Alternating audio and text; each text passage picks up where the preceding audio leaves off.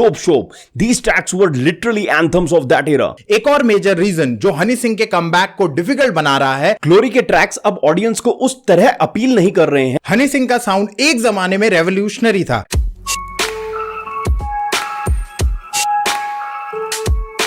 Yo S2R2 fam, welcome back to Hip Hop Reactor Radio, जहां हम analyse करते हैं अपने फेवरेट आर्टिस्ट के comeback, new release and trending hip hop को। आज का टॉपिक एक ऐसे आर्टिस्ट के बारे में है जो एक टाइम पे देसी म्यूजिक इंडस्ट्री के चार्ट बस्टर किंग थे।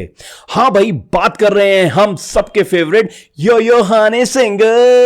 पर एक सवाल हर हनी सिंह के फैन के दिमाग में घूम रहा है, क्या योयो का कमबैक सक्सेसफुली हो पाया है या नहीं? With his new album Glory, Honey Singh has tried to regain his lost throne in the desi hip hop scene.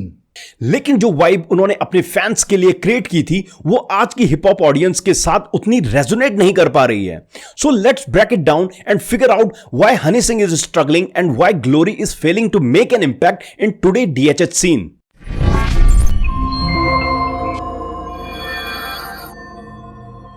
सबसे पहले बात करते हैं कैसे डीएचएच सीन इवॉल्व हुआ है इन द लास्ट 10 ईयर। एक टाइम था जब हनी सिंह के पार्टी बीट्स और ग्लैमरस लाइफस्टाइल वाले गाने सबके दिल को छू लेते थे। हर क्लब में, हर शादी में सिर्फ योयो चल रहा था। ब्राउन रंग, अंग्रेजी beat, dope shop. These tracks were literally anthems of that era. But DHS has evolved and in today's scene, it's no longer just about catchy beats and party lyrics. आज के DHH का focus है complex lyricism, multi layer bars and story telling जो real life struggle को portray करता है। Krishna, divine, रफ्तार, एमीवे, सीधे मौत जैसे आर्टिस्ट ब्रिगेड ने हिप हॉप कल्चर को एक डिफरेंट डायरेक्शन में डाल दिया है। अब देसी हिप हॉप में पर्सनल ग्रोथ, इमोशनल डेप्थ और सोशल इश्यूज पे गाने बन रहे हैं। कॉम्प्लेक्स राइमिंग स्कीम्स और hard hitting punch lines are the norms now. Even the audience is not just looking for the entertainment, they want meaningful content, something they can relate to and feel proud of.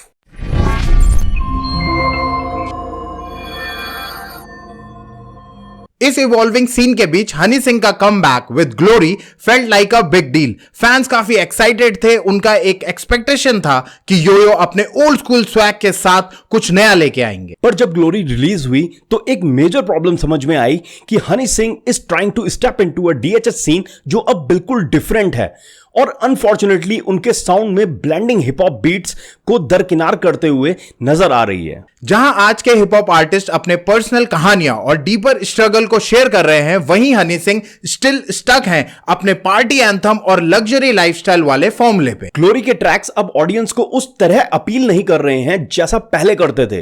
एक जमाना था जब योयो का हर song एक instant hit बन जाता था, लेकिन अब वो ही चीजें इररिलेवेंट लगती हैं।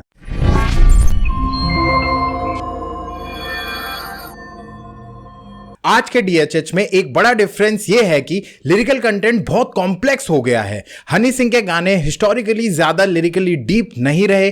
उनके गाने सिंपल, कैची और क्लब रेडी होते थे जो एक टाइम पे काफी चल गया। लेकिन आज ऑडियंस को सिर्फ कैची ट्यून से खुश नहीं किया जा सकता। दे वांट लिरिक्स जो सोचने पे मजबूर करें, जो बार बार सुनने पे नए लेयर्स ओपन करें। आज के हिप हॉप सॉन्ग्स में multi syllabic rhymes, metaphors and double entendres होते हैं। कृष्णा, रफ्तार और एमीवे जैसे आर्टिस्ट अपने गाने लिखते हैं with complex word play and clever bars जो ऑडियंस को इंस्टेंटली इंप्रेस करते हैं। हनी सिंह के ग्लोरी के ट्रैक्स में ये डेप्थ मिसिंग है। उनका फोकस अभी भी कैची हुक्स और सिंपल राइमिंग पे ही है, जो आज के डीएचएच में एक वीक लिंक बन चुका है।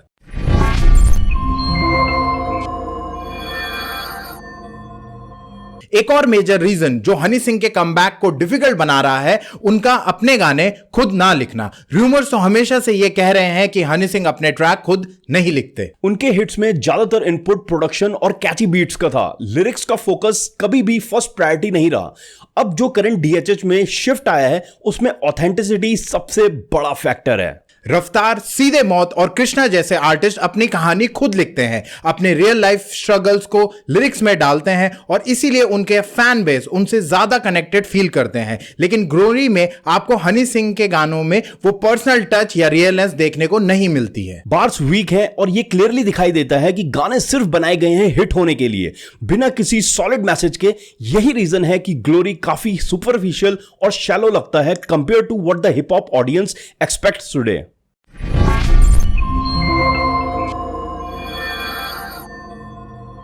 हनी सिंह का साउंड एक जमाने में रेवोल्यूशनरी था, लेकिन आज के डीएचएच में रेलेवेंस इज द की। अब ऑडियंस सिर्फ लग्जरी, पार्टी और ब्लिंग वाले गाने सुन के बोर हो चुकी है। आज के देसी हिप हॉप के फैंस रियल लाइफ से इंस्पायर्ड कंटेंट चाहते हैं। डिवाइन, प्रभदीप और एमसी स्टैन जैसे आर्टिस्ट अपने गाने में अपने स्ट्रगल, हार्डशिप और ग्राउंड लेवल रियलिटी को रिफ्लेक्ट करते हैं, जो लोगों से कनेक्ट करता है। ग्लोरी के ट्रैक्स में ऐसा कुछ भी नहीं है जो आज के मिलेनियल एंड जेनजी ऑडियंस को अपील करे। ऐसा लगता है हनी सिंह अभी भी अपने पुराने ट्राइड एंड टेस्टेड फॉर्मूले को फॉलो कर रहे हैं, जो अब आउटडेटेड सा फील हो रहा है। गाने कैची जरूर हैं, लेकिन content wise they lack substance. आज के हिप हॉप हेड्स को सिर्फ गाने सुनने से ज्यादा उस गाने के मैसेज से मैटर पड़ता है, और ये मिसिंग एलिमेंट हनी सिंह के कमबैक के लिए सबसे बड़ा रोड ब्लॉक बना हुआ है।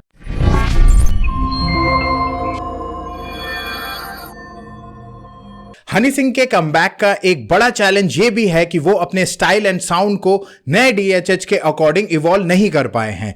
जहां हिप हॉप सीन इंडिया में इतना डाइवर्स एंड डायनेमिक हो गया है, हनी सिंह के गाने उस सेम ग्लिट्स एंड ग्लैमर पे फोकस्ड है, जो अब लोगों को ज्यादा इंपैक्ट नहीं कर रहा है। एमवे जैसे इंडिपेंडेंट आर्टिस्ट ने जहां अपने फैंस के साथ एक ऑर्गेनिक कनेक्शन बनाया है थ्रू सेल्फ रिटर्न पर्सनल गाने, हनी सिंह का कमबैक इन कंपैरिजन लगता है जैसे बस कमर्शियल सक्सेस के लिए बना हो।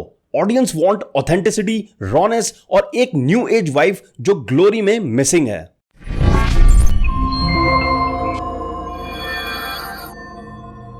So guys, यही रीजन है why हनी सिंह का comeback with glory isn't making the wave he expected. DHH has evolved और अब सिर्फ बीट्स और स्वैग से काम नहीं चलेगा। आज के DHH में रियलनेस और लिरिसिज्म सबसे ज्यादा मैटर करता है, और हनी सिंह का स्ट्रगल ये है कि वो अपनी पार्टी ट्रैक्स वाली वाइब को नए जमाने के हिप हॉप कल्चर के साथ सिंक नहीं करा पा रहे हैं। अब आपको क्या लगता है, क्या हनी सिंह अपनी पुरानी जगह फिर से बना पाएंगे या उनका गोल्डन एरा खत्म हो गया है? Drop your thoughts in the comment section, और अगर आपको वीडियो पसंद आई है तो लाइक करो, सब्सक्राइब करो और बेल आइकन दबाना मत भूलना। मिलते हैं अगले वीडियो में। Till then, S2R2 out, peace. क्योंकि भाई आज के टाइम में सिर्फ ब्लिंग से काम नहीं चलेगा, अब हैवी लिरिक्स का जमाना है।